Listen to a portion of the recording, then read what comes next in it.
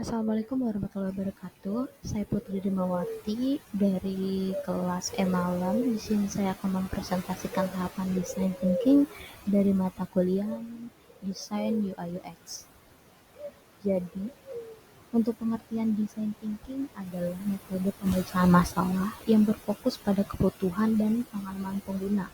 Jadi, pendekatan ini menekankan pemahaman mendalam terhadap manusia, kolaborasi lintas disiplin, serta eksperimen kreatif untuk menemukan solusi efektif dan inovatif. Untuk design thinking dibagi menjadi 5. Yang pertama ada empathize, yaitu untuk memahami pengguna secara mendalam dan bagaimana mereka berpikir, merasa, dan berperilaku dalam konteks masalah yang ingin diselesaikan. Biasanya empathize beraktivitas melakukan wawancara pengguna atau user interview, observasi langsung terhadap perilaku pengguna, menggunakan empathy map untuk menggambarkan apa yang dilihat, didengar, dipikirkan, dan dirasakan oleh pengguna atau user, dan mengalami pengalaman pengguna seolah-olah kita menjadi mereka atau walk in their shoes. Untuk yang kedua ada define.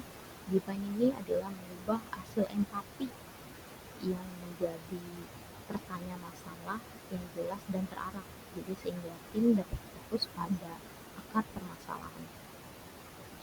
Aktivitas define biasanya menganalisis data hasil empati dan mengidentifikasi pola dan wawasan utama, merumuskan problem statement atau how might we question, dan biasanya hasil dari aktivitas tersebut adalah pernyataan masalah atau problem statement yang spesifik dan berorientasi pada pengguna dan menjadi dasar pencarian solusi. Yang ketiga ada idiot. Jadi idiot ini adalah memprompting untuk berpikir terbuka, kreatif dalam menemukan berbagai kemungkinan solusi terhadap masalah yang telah didefinisikan. Biasanya aktivitas idiot ini ada sesi brainstorming atau brainwashing dengan menggunakan teknik scamper, mind mapping, atau crazy eggman. Untuk menghindari penilaian di awal dan semua ide diterima dengan ide terbaik berdasarkan kriteria relevan, realistis, dan dampak tinggi.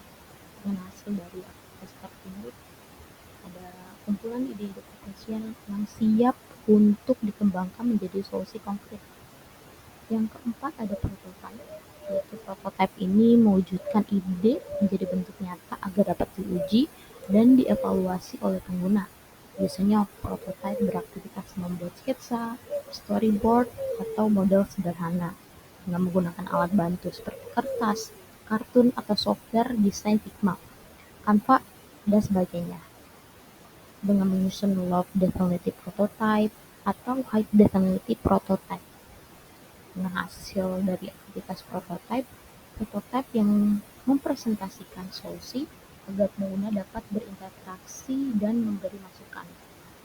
Dari langkah tersebut, yang terakhir adalah tes, yaitu untuk mengumpulkan umpan balik pengguna untuk mengetahui apakah solusi benar-benar efektif dan sesuai kebutuhan mereka.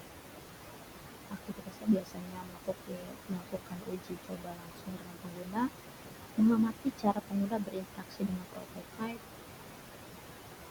dengan mengajukan pertanyaan seperti apakah mudah dan sulit digunakan atau apa bisa ditingkatkan dengan memperbaiki solusi berdasarkan masukan pengguna atau iterasi. Hasilnya pasti akan telah divalidasi dan disempurnakan berdasarkan pengalaman pengguna nyata. Jadi kesimpulan dari design thinking adalah bukan proses linear, melainkan efektif atau hasil dari tahap tes. Bisa mengambilkan ke entitas atau idiot untuk menyempurnakan solusi. Pendekatan ini membantu menciptakan inovasi yang lebih manusiawi, relevan, dan berkelanjutan. Jadi itu aja presentasi dari saya. Assalamualaikum warahmatullahi wabarakatuh.